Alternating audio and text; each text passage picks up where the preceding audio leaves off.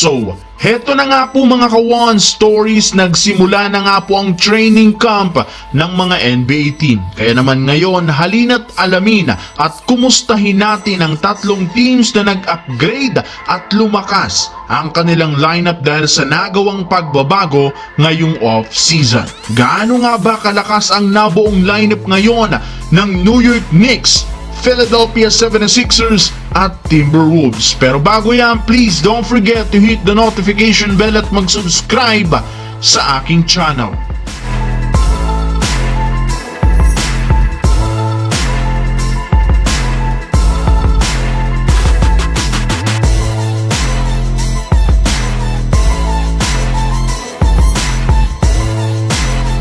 Isa nga po mga ka-One Story sa mga dahilan bakit wala ni isa mang championship team ang matagumpay na nakapag back-to-back championship sa nakalipas na 5 taon dahil sa katotohanan na mas lumalakas nga po ang ibang mga team sa tuwing off-season dahil sa ginagawa nilang pagbabago. At mukhang ganito rin naman ang senaryo sa nangyari ngayon. Sa katunayan, mismong mga analyst na ng ESPN ang nagsabi, meron nga po ngayong 3 kupunan ang legit na nakapag-upgrade at nakapagpalakas ng kanilang lineup dahil sa ginawang pagbabago at trade sa nakalipas na linggo. Unang-una ay ang Philadelphia 76ers na siyang first team na nakapag-improve ng kanilang team at nakabuo ng isang bagong super team sa pagkakaroon ng napakatalentadong starting five na sina Tyrese Maxey, Paul George, Kelly Oubre Jr., Caleb Martin, Joel Embiid at ang pagkakaroon nila ng napakalalim na bench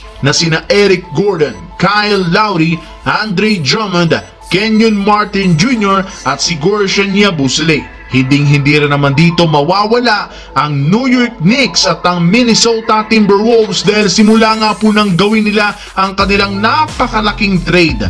Tuluyan na nga nilang nasolusyonan ang problema ng bawat lineup na siyang rason bakit mas maganda ngayon ang tindig ng kanilang lineup. Sa parte nga po ng New York Knicks, hindi kagaya last season, meron nga sila ngayong isang napaka-versatile na big man sa front court na si Karl Anthony Towns na bukod sa kayang magdomina sa ilalim sa opensa at depensa at maging sa rebounding, meron rin naman nga itong shooting sa Rainbow Country. Dagdag pa dyan sa pagkakaroon nila ng isang Mikal Bridges na kayang depensahan ng best player ng kalaban at kayang gumawa ng puntos, kaya bawing-bawi nga po ang Knicks sa ginawa nilang dalawang klaseng trade, lalo pat malinaw magiging sapat na ito upang matulungan sina Jalen Brunson, OG Anunoby, Josh Hart, Mitchell Robinson para umabot sa East of Finals. Habang pagdating naman sa Minnesota Timberwolves, bagamat maraming duda sa dalawang bagong player ng team na ito, naniniwala pa rin naman ang ilang mga analyst na nararapat lamang nga po ang ginawang ito dahil kay Donte DiVincenzo pa lang solved na agad ang kanilang problema last season kung saan wala nga sila noong isang legit na 3-point shooter sa bench na siyang pinupunteriya ng kanilang kalaban. Kaya hindi nga po magiging predictable ngayon ang kanilang opensa.